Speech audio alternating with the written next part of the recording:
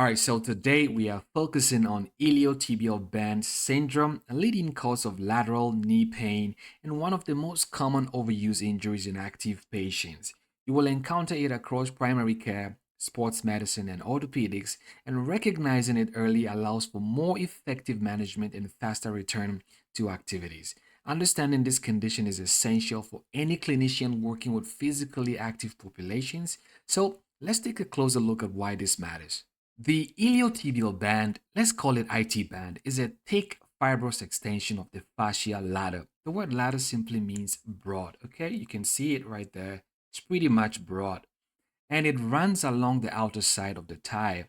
It actually begins at the iliac crest, right there. This is the origin, okay? And as you can see, it courses down all the way to the distal part to Gerdy's tubercle on the tibia where it is inserted.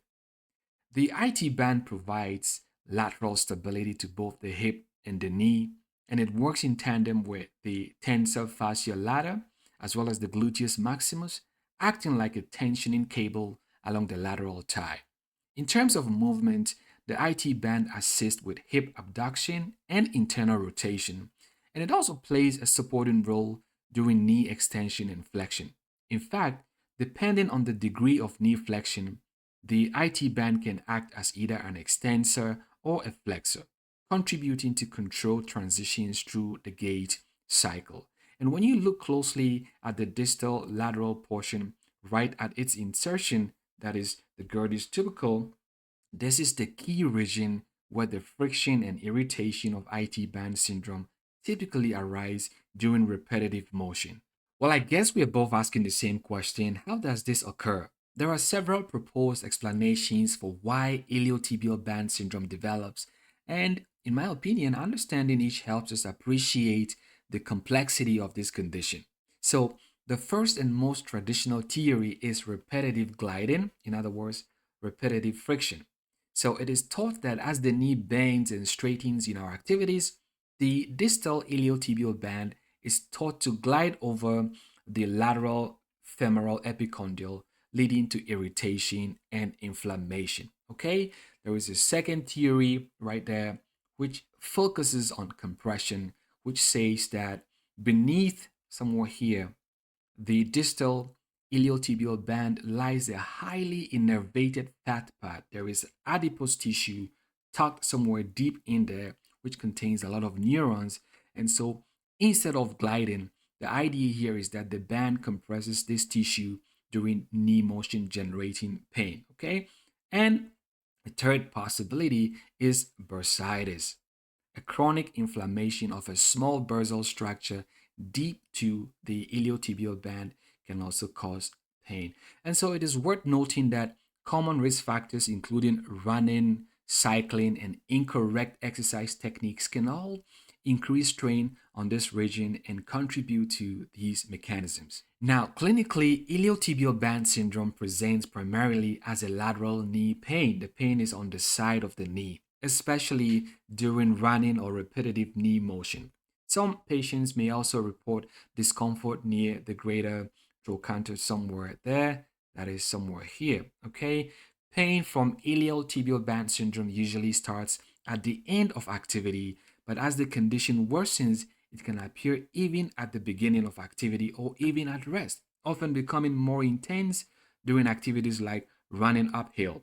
And it's important to distinguish this from pes answering bursitis, where pain is located on the anteromedial knee, which is about 5 to 7 centimeters below the medial tibial joint line, which is not on the lateral side. Very important thing to note. Now, the physical examination for iliotibial band syndrome follows a simple approach. That is, you look, feel, and move the joint. First, palpate the distal iliotibial band along the lateral thigh and knee for tenderness, crepitus, or any irregularities. Check the range of motion and ask about recent activities that might have triggered symptoms. Okay, there are two special tests that are particularly useful: Ober's and Nobel's test. In Ober's test, with the patient lying on their side, we stabilize the pelvis, then lift and extend the upper leg, and then allow it to drop. If the leg remains elevated and doesn't drop fully, it suggests tightness in the iliotibial band. Noble's test, on the other hand, focuses on the lateral femoral epicondyle on the side of the knee. The examiner applies pressure while the patient's knee moves from 90 degrees of flexion to a full extension. Okay, pain during this motion is considered a positive sign for iliotibial band irritation. So these simple maneuvers combined with palpation and activity history help confirm the diagnosis in a clinical setting. Iliotibial band syndrome is primarily a clinical diagnosis, and it is usually straightforward to identify.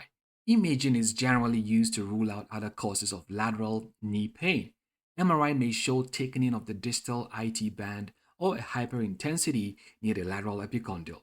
Ultrasound is a cost-effective option for assessing the band, and X-rays can be done initially to exclude bony problems, but they rarely confirm the diagnosis themselves. So the management of iliotibial band syndrome is largely conservative, and the key steps include rest with gradual return to activity, only resuming once there is no pain or tenderness on palpation. Ice packs and non-steroidal anti-inflammatory drugs can help reduce inflammation and discomfort. Physical therapy, including a myofascial release and a cryotherapy, can also improve flexibility, reduce tension, and promote healing. The emphasis is on a controlled, gradual return to activity to prevent recurrence and allow the iliotibial band to recover fully. And for cases that don't improve with conservative measures, additional options include extracorporeal shockwave therapy to stimulate healing. Ultrasound and electrical stimulation can also help reduce pain and support recovery. Local injections with anesthetics or corticosteroids can actually be both diagnostic and therapeutic, and surgery is rarely needed and reserved for persistent, severe cases. Most patients respond well to non-surgical approaches, so these advanced options are only considered only when necessary. Thank you, and I hope this was useful. If you enjoyed it, then hit the like button and subscribe to the channel. Bye.